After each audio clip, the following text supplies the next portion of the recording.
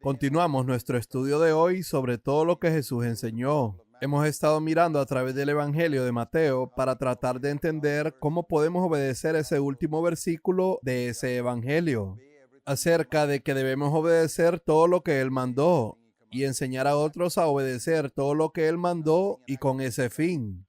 No estamos haciendo un estudio académico, sino tratando de entender cómo podemos obedecer ese mandamiento. Y con ese fin buscamos estudiar lo que Jesús enseñó con sus palabras, acciones y las circunstancias por las que llevó a sus discípulos. Llegamos hoy a Mateo capítulo 26, verso 31, justo después de que había partido el pan juntos y Jesús había pasado el pan y la copa alrededor.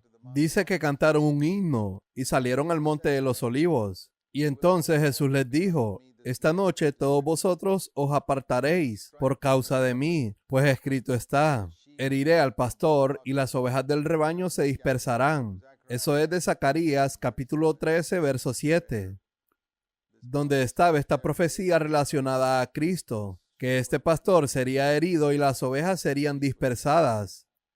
Pero después de que yo haya resucitado, iré delante de vosotros a Galilea. Entonces Pedro respondiendo le dijo: aunque todos se aparten por causa de ti, yo nunca me apartaré. Pedro era una persona muy autosuficiente y segura de sí misma, y él no estaba preparado en ese momento para ser el líder. Cualquier persona segura de sí misma es totalmente no apta para el liderazgo cristiano.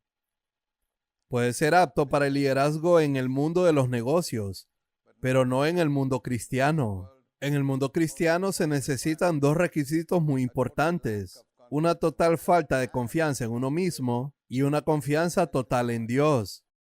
Hay tres tipos de personas. Número uno, como Pedro, totalmente seguros de sí mismos. Esos no son útiles para Dios. Número dos, el que es totalmente carente de confianza en sí mismo. También no es útil para Dios. Y número tres, son aquellos que carecen totalmente de confianza en sí mismos, pero tienen plena confianza en Dios. Estos sí son útiles para Dios. Este es el significado de la circuncisión. El significado de la circuncisión en el nuevo pacto dice que somos la verdadera circuncisión que no tiene confianza en la carne. Filipenses capítulo 3, verso 3. No ponemos confianza en la carne, al igual que la circuncisión en el Antiguo Testamento, que era cortar la carne y desecharla. El significado espiritual es que no tenemos confianza en la carne. No tenemos confianza en nosotros mismos. Reconocemos que sin Cristo no podemos hacer nada. No nos apoyamos en nuestro propio entendimiento. Proverbios capítulo 3, versículo 5. Sino que confiamos en el Señor con todo nuestro corazón. Así es para un verdadero discípulo de Jesucristo. Por lo que Pedro necesitaba ser quebrantado de esa confianza en sí mismo. Y esa es la razón por la que Dios le permitió fallar 3 veces, negando al Señor. Eso lo quebró completamente. Destrozó su confianza en sí mismo, porque él era el primero que se jactaba diciendo: nunca caeré. Y Jesús dijo: bueno, esta misma noche me negarás 3 veces. Pedro le dijo: no, aunque tenga que morir contigo, jamás te negaré. Él estaba seguro de sí mismo, a pesar que Jesús, el Mesías, el Hijo de Dios, le dijo: me negarás 3 veces. Y Pedro le dice: no. Y lo hizo, y eso lo destrozó completamente. Y así perdió toda su confianza en sí mismo en un momento. Él salió y lloró amargamente, estaba destrozado. Lo redujeron a 0.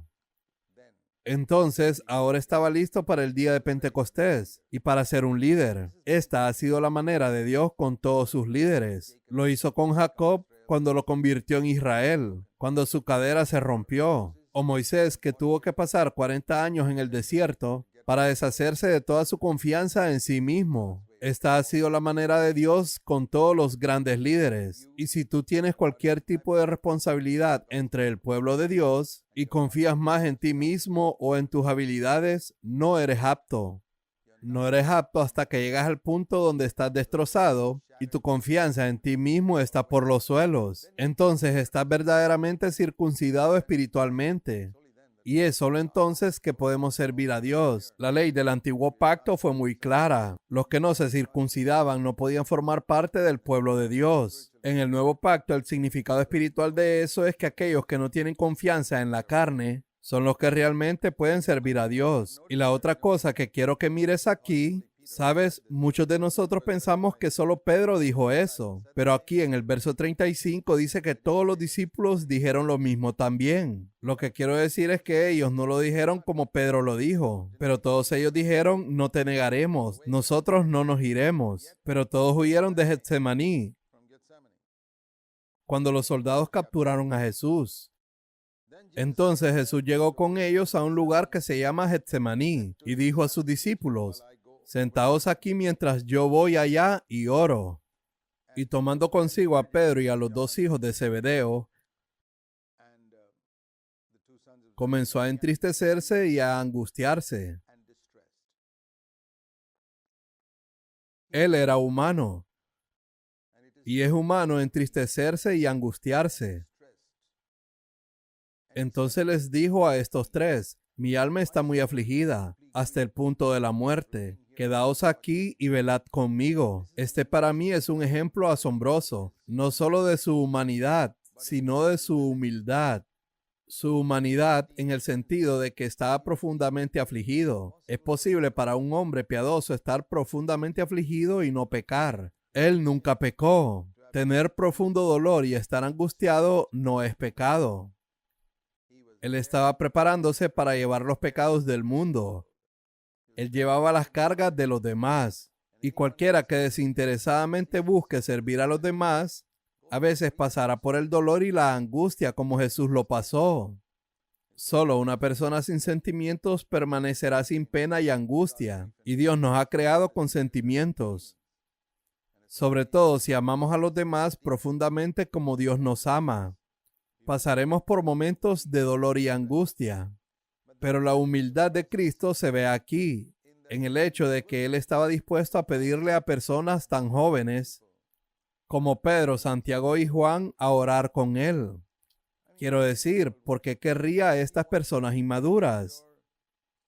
Pedro acababa de manifestar lo seguro que estaba de sí mismo, totalmente inquebrantable. Pero aún así Jesús seleccionó a estos débiles discípulos para un compañerismo espiritual. Eso realmente nos enseña que debemos valorar a los miembros más débiles del cuerpo de Cristo. Piensa en la diferencia entre Jesús, Pedro, Santiago y Juan. Es una diferencia tan grande espiritualmente. Y la diferencia entre tú, mi hermano o hermana, y alguien más en tu comunidad a quien menosprecias. Hay una diferencia, tal vez tú seas mejor, tal vez tú seas más espiritual, pero la diferencia es pequeña en comparación con la diferencia entre Jesús, Pedro, Santiago y Juan. Sin embargo, Jesús estaba dispuesto a buscar la comunión con Pedro, Santiago y Juan, e incluso les pidió que se pusieran de pie con él mientras oraba. Eso nos enseña su humildad, y allí vemos nuestro propio orgullo. Cuando pensamos que somos tan espirituales que no podemos orar con otras personas. Me he encontrado con algunos creyentes que piensan así, que solo ciertos creyentes de élite y de clase alta pueden orar con ellos. Ellos no han entendido lo que Jesús hizo en Getsemaní. Luego fue un poco más allá con ellos. Ya sabes, lo que les dijo fue que velaran con Él. Para mí eso significa que esperemos en Dios y estemos alerta. Vigilar es una expresión para estar alerta. Ayúdame a estar alerta. ¿Sabes? Siempre es más fácil estar alerta en la oración cuando estás con otros que solo. Bueno, cuando estamos solos tendemos a dormirnos fácilmente, pero cuando estamos con otros es más fácil estar alerta en la oración. Y adelantándose un poco, cayó sobre su rostro orando y diciendo, Padre mío, si es posible, pase de mí esta copa, pero no sea como yo quiero, sino como tú quieres. Él repitió esa oración más de una vez. Dice en el verso 44, una tercera vez diciendo lo mismo. Así que esto es obviamente una gran lucha que él estaba pasando. Si es posible, que pase de mí esta copa, pero no sea como yo quiero, sino como tú quieras. Y vino entonces a los discípulos, y los halló durmiendo, y dijo a Pedro, ¿con que no pudiste velar una hora conmigo? Esta oración que estaba sucediendo y se menciona en el verso 39, no era una oración que terminó en medio minuto. Fue durante una hora que había estado orando. Y la sustancia de su oración fue, oh, por favor, que pase de mí esta copa. Quítala, no quiero beberla, pero si es tu voluntad, la beberé. Y les dijo a sus discípulos que siguieran velando y orando para que no entréis en tentación. El espíritu está dispuesto, pero la carne es débil. Sigan alerta en la oración, no te duermas. Mantente alerta espiritualmente y ora. Orar significa pedir ayuda a Dios, reconociendo de tu necesidad de la ayuda de Dios, porque por muy dispuesto que esté tu espíritu a vivir para Dios y ser útil a Dios, y ser puro y vencer la tentación, por muy dispuesto que esté tu espíritu, reconoce que tu carne es débil. La carne es débil y por eso perdemos nuestro temperamento fácilmente. Y por eso no confiamos en Dios. La carne es débil y si estamos seguros de nosotros mismos, esa es una marca de la debilidad de la carne. Pero ellos no creyeron eso. Ellos dijeron, estamos bien, y se fueron a dormir otra vez. Los encontró durmiendo en el verso 43 otra vez. Él fue y oró por segunda vez y dijo, Padre mío, si esta no puede pasar sin que yo la beba, hágase tu voluntad. Y vino otra vez y los halló durmiendo, porque sus ojos estaban cargados de sueño. Dejándolos de nuevo, se fue y oró por tercera vez, diciendo otra vez las mismas palabras. Hay varias cosas que podemos aprender aquí. Una, por supuesto, es que no hay nada de malo en orar por la misma cosa una y otra vez, durante una hora, y volver para orar de nuevo, y volver y orar de nuevo. Jesús nos enseñó la necesidad de persistir en la oración. Dos ejemplos de ello, una es la historia de la viuda en Lucas capítulo 18. Ella quería justicia, probablemente un enemigo había invadido su propiedad, sabiendo que ella era una viuda desamparada, sin algún hombre en la casa ni hijo. Si ella tuviera un hijo, este sería el que en la parábola iría al juez. Por eso ella tuvo que ir sola, porque ella no tiene a ningún familiar masculino en casa. Y un enemigo se aprovechó de eso y probablemente usurpó su propiedad. Y ella va al juez y le dice, por favor, dame protección legal contra mi oponente. Y ella persiste y cansa al juez yendo a su casa en altas horas de la noche y en la mañana, hasta que él se cansa y le dice, está bien. Aunque ni temo a Dios ni respeto a hombre alguno, sin embargo, porque esta viuda me molesta, le haré justicia. En Lucas 18, verso 4. Así que esa fue la parábola sobre la oración, donde Jesús estaba tratando de enseñarles que ellos debían orar en todo tiempo y no desfallecer. Lucas 18, verso 1. Y habló sobre la oración en dos parábolas. La otra parábola sobre la oración está en Lucas 11, versos 5 al 8. Allí de nuevo el mensaje es el mismo. Aquí hay un hombre que va a la casa de su vecino para obtener algo de pan para un visitante que ha llegado a medianoche y sigue llamando hasta que el hombre abre la puerta. Llama a la puerta sin vergüenza alguna hasta que el hombre le abre la puerta y le da el pan. Así que en ambas parábolas Jesús habló sobre la oración. El énfasis está en la persistencia. Se ora por lo mismo una y otra vez. Y aquí encuentras a Jesús haciendo exactamente lo mismo. Tal vez una o varias horas. No sé cuántas veces oró la segunda y tercera vez, pero sabemos que oró durante una hora la primera vez. Y la sustancia de su oración durante todo ese tiempo fue: llévate esta copa, no quiero beberla, pero no sea como yo quiero, sino como tú quieras.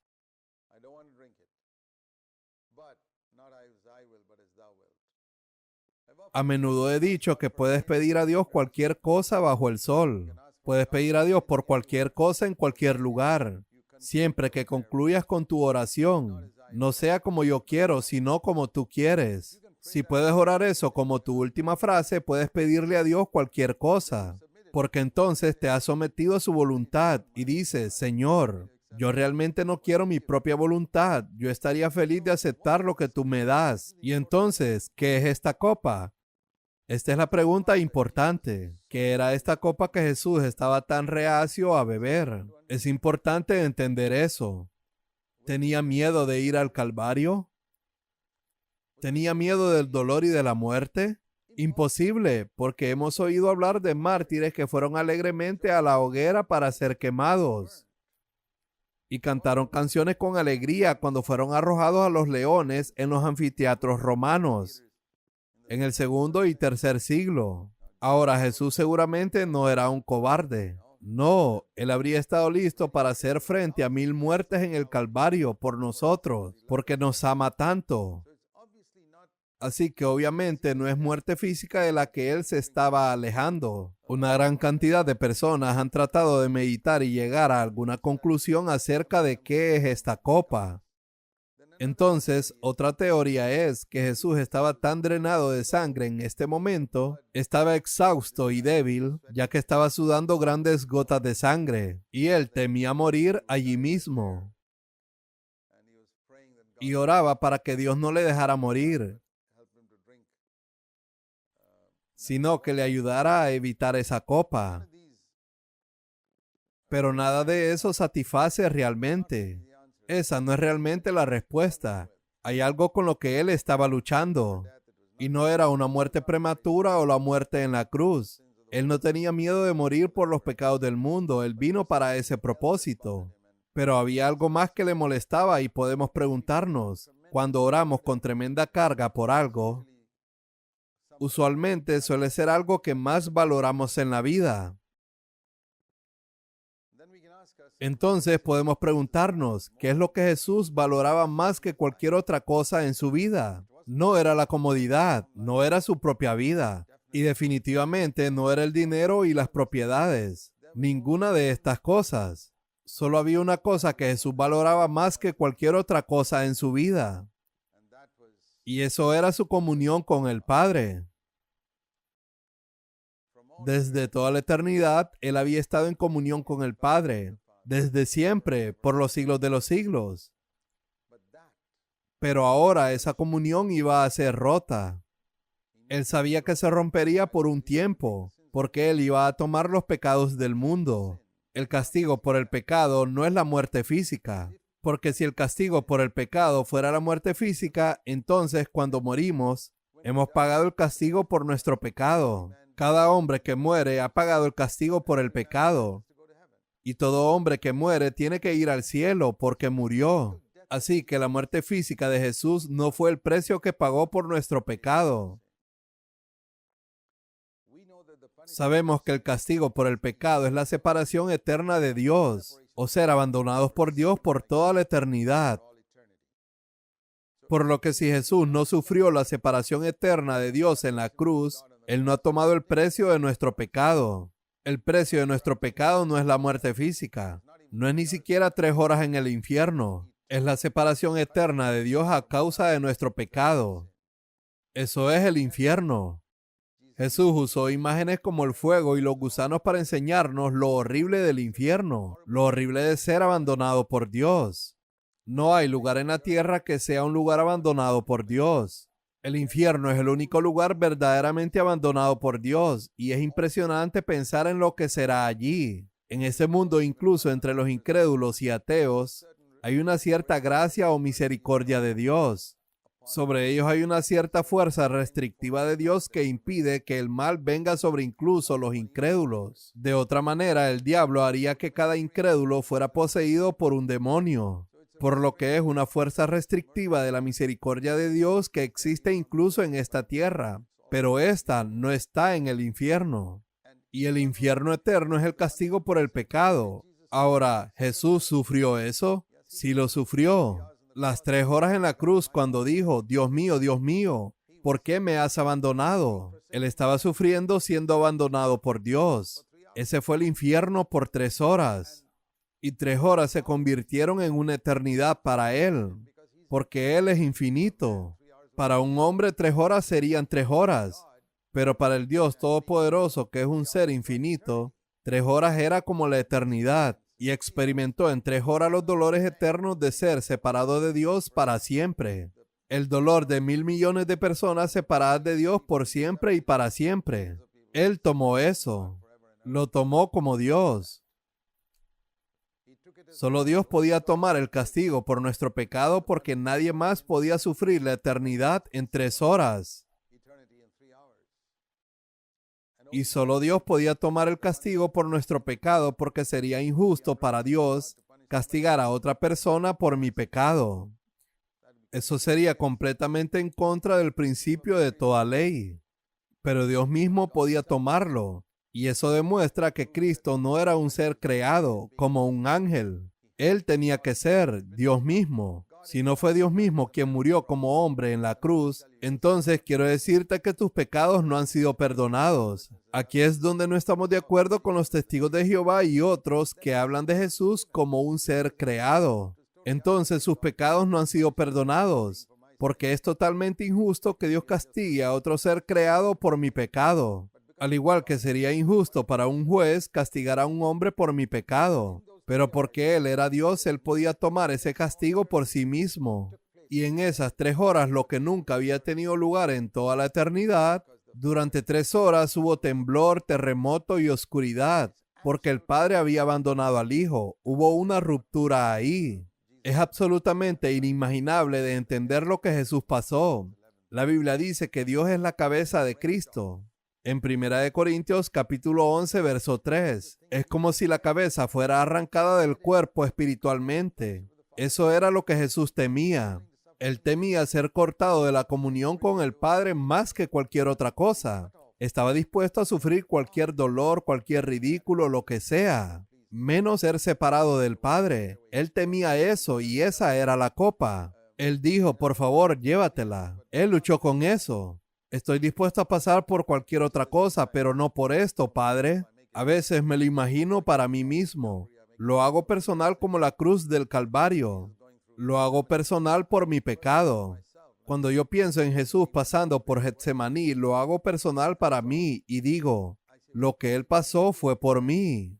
Y trato de imaginar una conversación entre Él y el Padre en Getsemaní. A Jesús diciéndole, oh Padre, yo nunca quiero perder mi comunión contigo. He tenido esto contigo desde toda la eternidad. Es lo que más valoro ante cualquier otra cosa. Y no quiero beber esta copa. Simplemente no la quiero. Y puedo imaginar al Padre diciéndole, puedes subir al cielo desde el Getsemaní. Y no tienes que ir a la cruz en absoluto. Porque has vivido una vida perfecta, no has pecado. Puedes subir directamente de Getsemaní al cielo. Pero Zac irá al infierno. Yo lo hago personal. Y entonces Jesús dice, oh, Él irá al infierno. Está bien. Yo beberé la copa. Yo iré a la cruz. Estoy dispuesto a pasar incluso por lo que no quiero. Ser separado de ti, Padre. Estoy dispuesto a hacer eso por el bien de Zac. Hazlo personal, mi hermano. Haz la agonía de Getsemaní y la muerte en la cruz personal. Y entonces podrás entender el verdadero cristianismo. De lo contrario, no lo entenderás. La mayoría de los cristianos hablan con facilidad acerca de Cristo muriendo por sus pecados y no entienden lo que significó esa muerte. Ser separado de Dios el Padre, porque ese es el precio por nuestro pecado. Y así veo el amor de Cristo por mí en Getsemaní, que se llevó al Calvario. Y Él dijo, está bien, haré tu voluntad. Finalmente, la tercera vez Él estaba convencido que por mi bien Él tenía que ir. Entonces vino a los discípulos y les dijo, ¿todavía están durmiendo? En el verso 45, he aquí ha llegado la hora y el Hijo del Hombre será entregado en manos de pecadores. Vamos, levantaos y mirad, está cerca el que me entrega. Y Él se levanta y va por ti y por mí. Pasa decidido, poniendo su rostro firme para ir a la cruz, dispuesto a ser abandonado. Debemos recordar esto. Un día lo veremos cara a cara. Y cuando Él venga, veremos su amor personificado allí. Y ese día, cuando nuestra mente se aclare, Veremos cuánto Él nos amó para estar dispuesto a sufrir la agonía que cualquier ser humano podría jamás enfrentar, el infierno eterno en 3 horas en la cruz, solo porque nos amaba a ti y a mí. Que el Señor nos ayude a responderle con amor. Continuaremos en nuestro próximo episodio.